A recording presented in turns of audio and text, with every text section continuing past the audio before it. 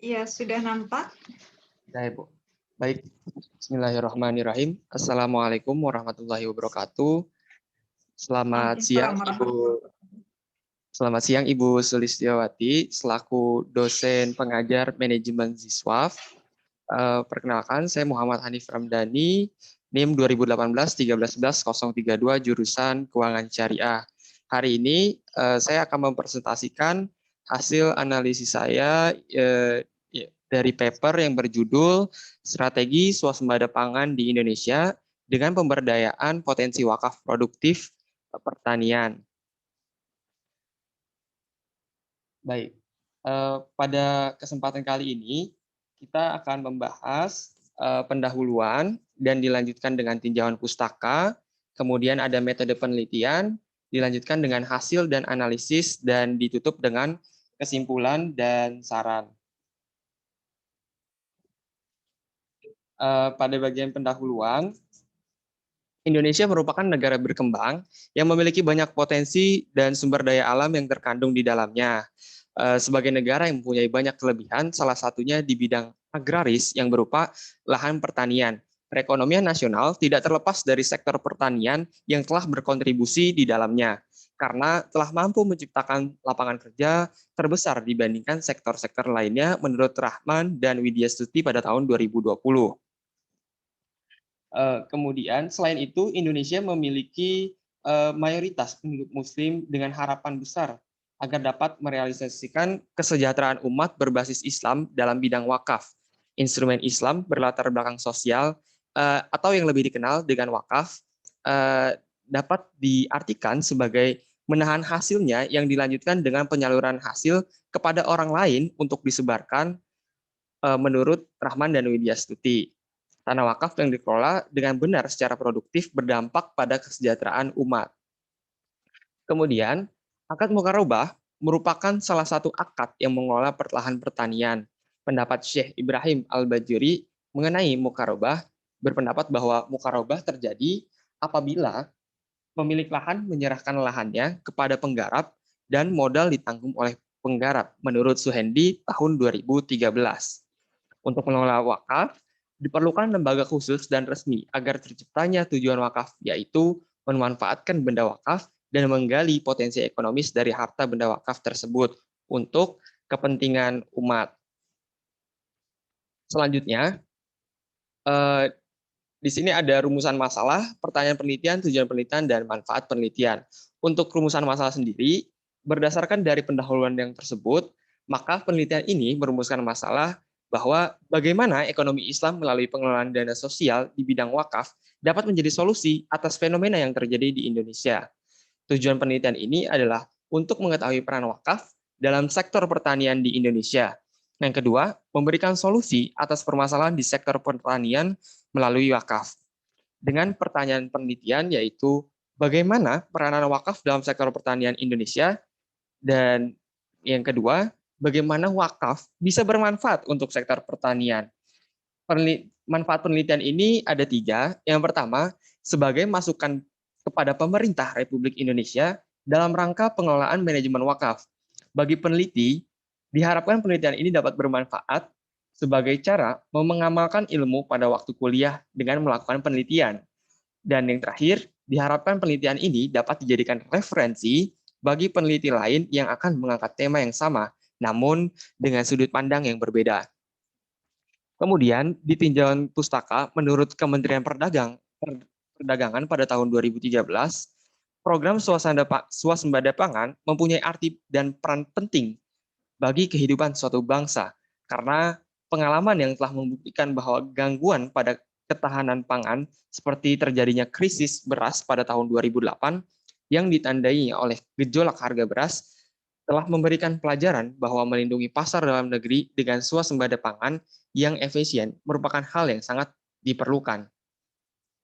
Menurut Hazami tahun 2016 mendefinisikan bahwa wakaf yang berarti menahan harta benda yang dimiliki dan menyalurkan manfaatnya dengan tetap menjaga pokok barang dan keabadiannya yang berasal dari para dermawan atau pihak umum selain dari harta maksiat semata-mata karena ingin mendekatkan diri kepada Allah.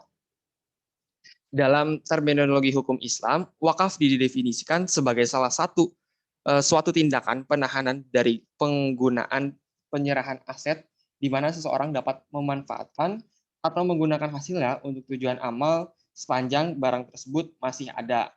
Kemudian wakaf sendiri terdapat dalam hukum Islam di hukum negara, yaitu dasar hukumnya mengacu pada Undang-Undang Nomor 41 Tahun 2004 dan di Al-Qur'an terdapat di Quran Surah Al-Hajj ayat 77, kemudian di Surah Ali Imran ayat 92 dan Surah Al-Baqarah ayat 261. Selanjutnya, rukun wakaf menurut para ulama dibagi menjadi 4. Yang pertama ada wakif atau pihak yang mewakafkan hartanya. Yang kedua mauquf bih atau barang harta yang diwakafkan. Yang ketiga ada mauquf alaih atau pihak yang diberi wakaf atau peruntukan wakaf. Dan yang keempat, sihat atau ikrar, pernyataan wakif sebagai suatu kehendak untuk mewakafkan harta bendanya. Kemudian di sebelah kanan ada penelitian terdahulu.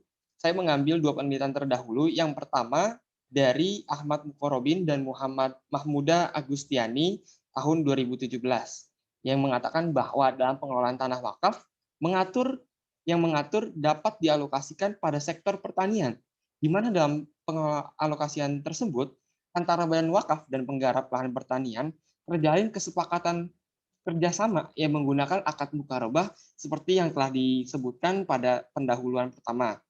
Akad ini merupakan kerjasama antara pemilik lahan dengan penggarap lahan dengan bibit yang berasal dari penggarap lahan itu sendiri. Antar kedua pihak saling menyepakati porsi bagi hasil atas pengelolaan tanah wakaf tersebut. Hasil pengelolaan tanah ini berupa porsi bagi hasil atau keuntungan untuk badan wakaf dapat disalurkan kembali untuk kemaslahatan umat. Kemudian di penelitian terdahulu yang kedua dari Inaya Rahman dan Tika Widyastuti tahun 2020 dengan tujuan penelitiannya adalah untuk mengetahui pengelolaan wakaf produktif sektor pertanian dan meningkatkan kesejahteraan petani oleh pimpinan ranting Muhammadiyah atau PRM Penatar Sewu dan membuat model pengelolaannya. Selanjutnya peneliti tersebut menganalisis dampaknya terhadap kesejahteraan petani sawah yang didasarkan pada indikator Maqasid Syariah yang 5 tersebut. Hasil penelitian ini menunjukkan bahwa wakaf produktif sawah yang dikelola oleh PRM Penatar Sewu menggunakan akad mukarobah dengan sistem bagi hasil yang nisbahnya 60-40 dapat mensejahterakan petani berdasarkan indikator Maqasid Syariah yang 5 tersebut. Selanjutnya, metode penelitian yang peneliti gunakan adalah pendekatan kualitatif studi literatur dengan metode deskriptif. Metode kualitatif dipilih dengan tujuan untuk mendapatkan data yang mendalam pada kondisi alamiah dengan peneliti sebagai instrumen kunci yang menghasilkan data deskriptif dari hal-hal yang diamati menurut Moleong 2001 dan Sugiono tahun 2010. Penelitian deskriptif yang digunakan bertujuan untuk menjawab rumusan masalah yang ada menggunakan gambaran secara sistematis, faktual, akurat terkait dengan fakta, sifat, dan hubungan antara fenomena yang ada atau fenomena yang terjadi. Kemudian pada hasil dan analisis, tujuan dari pembangunan ekonomi yang tidak terlepas dari konsep kesejahteraan yang meningkatkan kualitas, kelangsungan, dan memulihkan fungsi sosial dalam mencapai kemandirian, meningkatkan ketahanan, kemampuan, kepedulian, serta tanggung jawab sosial. Upaya meningkatkan kesejahteraan merupakan bagian dari tanggung jawab bersama menurut Sila tahun 2010. Dan salah satunya adalah bahwa pemanfaatan wakaf dapat digunakan sebagai salah satu alternatif pembiayaan dan penguatan perekonomian Indonesia menurut Darwanto 2012 dan Munir 2013.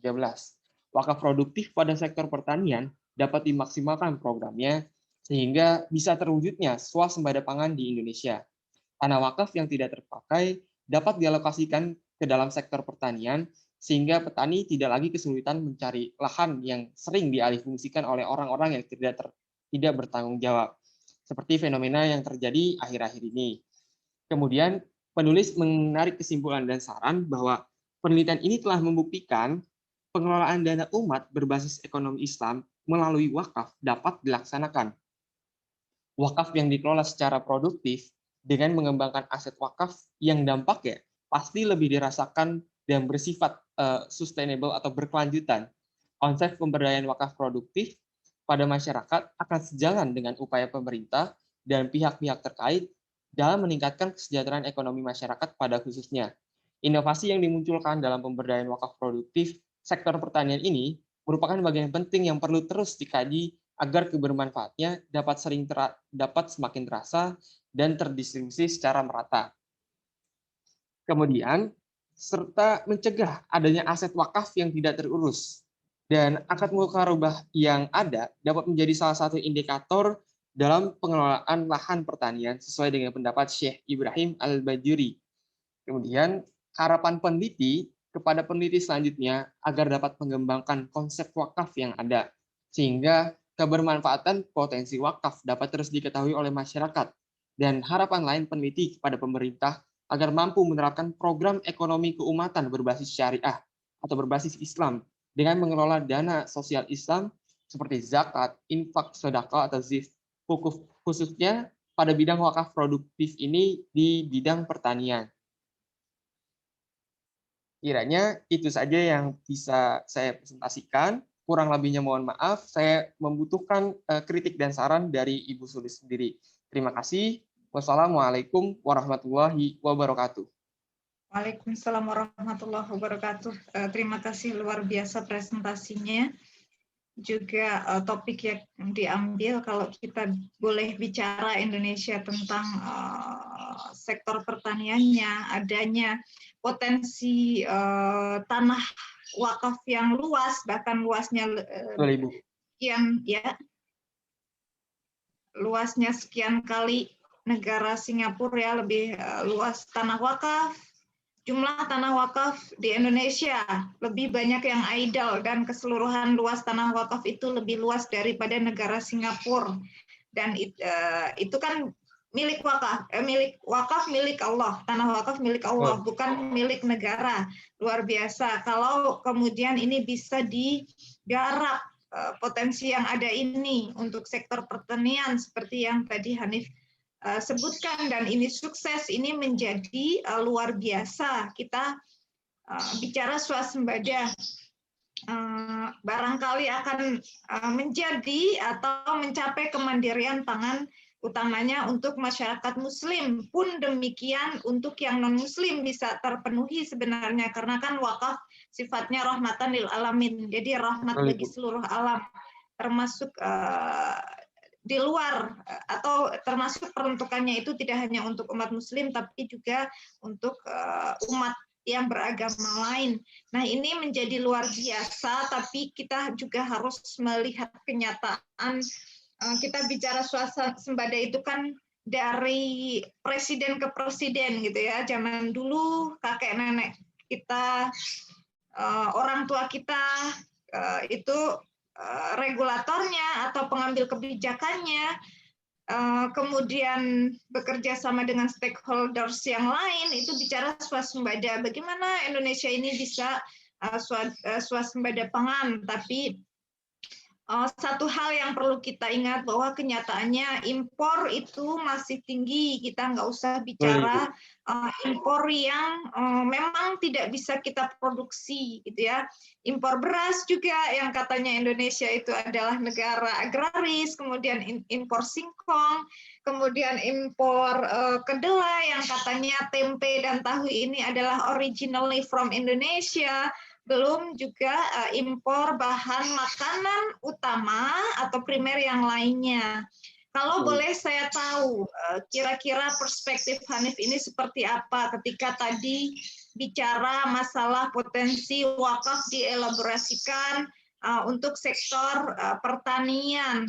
Nah, jenis pertanian apa yang sebenarnya misalnya ya, kemudian ini praktiknya sudah ya, wakaf produktif untuk swasembada pangan praktiknya sudah, tapi belum merata. Masih banyak PR, masih banyak lahan wakaf yang idle, yang mandek, yang nganggur untuk menunggu banget untuk bisa diproduktifkan juga. Nah, Menurut Hanis, dengan alasan tertentu mungkin jenis sektor pertanian kayak apa sih yang sebenarnya bisa lebih cepat direalisasikan dengan sumber daya wakaf ini, kemudian juga lebih cepat menghasilkan manfaat agar swasembada ini lebih cepat tercapai, melihat kondisi alam dan segala sesuatunya yang ada di Indonesia. Izin menjawab, Ibu. Untuk jenis pertanian yang akan diterapkan oleh wakaf itu sendiri, yang cepat untuk menjadi swasembada pangan, yang pasti tidak terlepas dari kebutuhan beras kita di dalam negeri. Karena permasalahan yang belum pernah terselesaikan sampai saat ini adalah import beras dari luar negeri. Mungkin sampai saat ini masih terjadi import beras beribu-ribu ton. Kemudian selain beras, jenis pertanian padi untuk menghasilkan beras, kemudian kita harus menghasilkan tanaman swasembada jagung, karena selain jagung untuk makanan manusia, tadi juga telah disebutkan bahwa hasil pertanian ini bisa bermanfaat bukan hanya ke manusia tapi makhluk hidup lain, karena jagung kan salah satu sumber makanan dari peternakan di Indonesia, seperti itu, Ibu. Jadi selain kita swasembada pangan di bidang beras, kita juga swasembada pangan di bidang unggas mungkin atau hewan-hewan makanan lainnya. Jadi kita nggak import beras dan tidak import kebutuhan daging sapi. Apalagi setiap tahun permasalahan di Indonesia selalu sama, yaitu adalah jika menjelang hari-hari besar Islam atau bulan-bulan Ramadan, pasti harga daging yang melonjak tinggi, seperti itu, Ibu. Jadi selain kebutuhan pangan untuk manusia itu, kita juga harus memikirkan bagaimana sumber pangan dari hewan-hewan ternak kita sendiri, sebagai salah satu potensi yang seharusnya kita bisa realisasikan itu, Bu. Jadi menurut saya yaitu dua, beras dan jagung itu, Bu. Terima kasih, itu dari jenis bahannya ya, diutamakan beras, jagung, kemudian tadi sempat diulas juga tentang sektor peternakan juga, unggas-unggasan yang notabene itu urgent, secara primary dibutuhkan oleh masyarakat luas. Saya cukup bisa menangkap, kemudian juga satu rasa penasaran buat saya, di mana wakaf produktif ini kan alokasinya untuk berbagai sektor utama. Kita tahu ada sektor kesehatan di situ merupakan yang banyak digaungkan terlebih pada masa pandemi ini. Kemudian sektor pendidikan, pendidikan juga nggak lepas dari pendaya gunaan wakaf produktif. Kemudian juga sektor sosial keagamaan. Dan yang banyak digencarkan oleh para nazir atau praktisi di Indonesia juga tentu saja adalah wakaf untuk sektor UMKM atau entrepreneurship, pemberdayaan masyarakat. Nah, kenapa kemudian memang tadi saya sudah menangkap faktor pentingnya sektor pertanian yang mendasari alasan utama kemudian jatuh kepada pilihan sektor pertanian di luar beberapa sektor yang tadi saya sebutkan. Ini alasan utamanya apa, Hanif? Alasan utamanya adalah saya sebagai penulis, sebagai peneliti, melihat bahwa kita sebagai negara Indonesia sebagai negara berkembang belum bisa untuk beralih dari sektor pertanian langsung tiba-tiba ke sektor industri. Tidak bisa secepat itu, perlu proses yang panjang. Sekarang permasalahan yang ada di masyarakat khususnya, banyak masyarakat yang masih membutuhkan pangan, mereka belum bisa memikirkan hal lain, mereka belum bisa berinovasi, kemudian ya harus dipenuhi kebutuhan pangan mereka. Kalau pangan mereka sudah terpenuhi, yang utamanya adalah mereka akan bisa berpikir.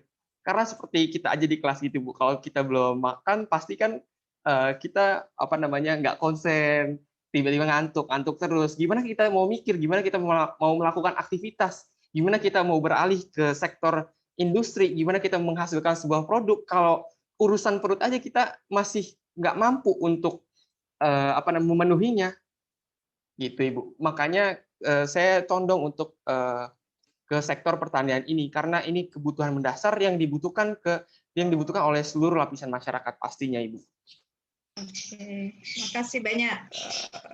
Jadi secara jelasnya atau intinya based on kebutuhan ya, kalau kita Betul Ibu. belajar tentang berbagai kebutuhan primer, sekunder dan seterusnya itu kan ada tingkatan kebutuhan yang di ekonomi Islam juga kita belajari ada doruriyat, tahsiniyat, kemudian hajiat. Nah ini Hanif sepertinya menangkap bahwa ini merupakan satu kebutuhan doruriyat dari urgensinya, kepentingan yang paling mendasar. Terima kasih banyak. Ini barangkali terakhir dari pengalaman pengerjaan paper ini, pastinya sudah banyak sekali beberapa catatan, beberapa sumber yang dibaca, utamanya terkait dengan fokus penelitian wakaf untuk sektor pertanian. Kita tahu di Indonesia ini banyak sekali nazir wakaf yang tingkat nasional maupun di bawahnya maupun sudah kepada tingkatan internasional. Nah, dari yang Hanif baca, referensi-referensi yang dipelajari, kira-kira nazir wakaf mana saja sih yang sudah mempraktikkan wakaf pertanian ini? Kan kita tahu ada ya global wakaf, ada dompet duafa, kemudian ada wakaf Al-Azhar, ada juga wakaf rumah wakaf dan seterusnya. Mereka ini mana aja yang sudah menerapkan dan sedang memperjuangkan ini untuk menjadi satu gerakan wakaf pertanian nasional dari sekian banyak yang ada? Izin menjawab Ibu, kebetulan saya ketemunya saat penyusunan penelitian ini, saya ketemunya di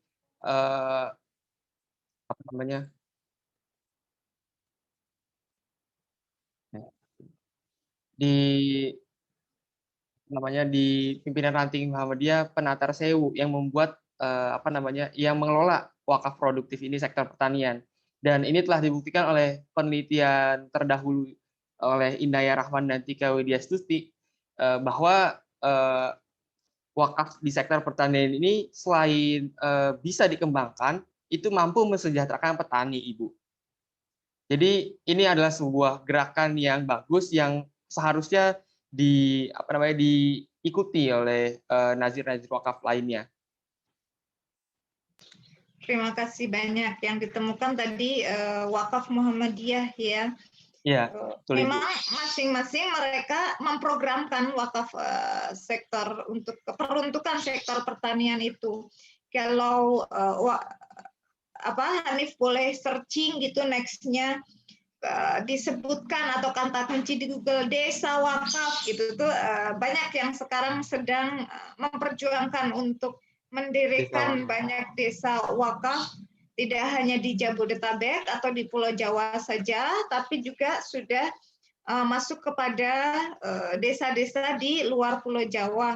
Ini bagus sekali, mudah-mudahan tidak berhenti sampai di sini.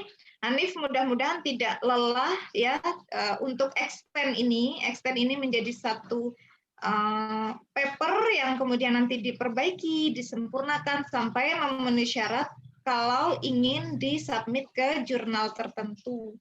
Nah, saran saya ditambah lagi penelitian terdahulunya sudah bagus ya, sudah ambil yang Rahman dan Widyastuti 2020 itu sangat up to date. Kemudian Mukorobin dan Agustiani 2017 dan juga barangkali bisa mengutip beberapa paper internasional sekaligus juga bisa mengulas sedikit mengcompare dari perkembangan wakaf sektor pertanian di luar negeri. Kita tahu kalau di luar negeri itu yang maju banget ya wakaf untuk sektor pertanian itu Mesir, kemudian Turki, kemudian Jordan, ya.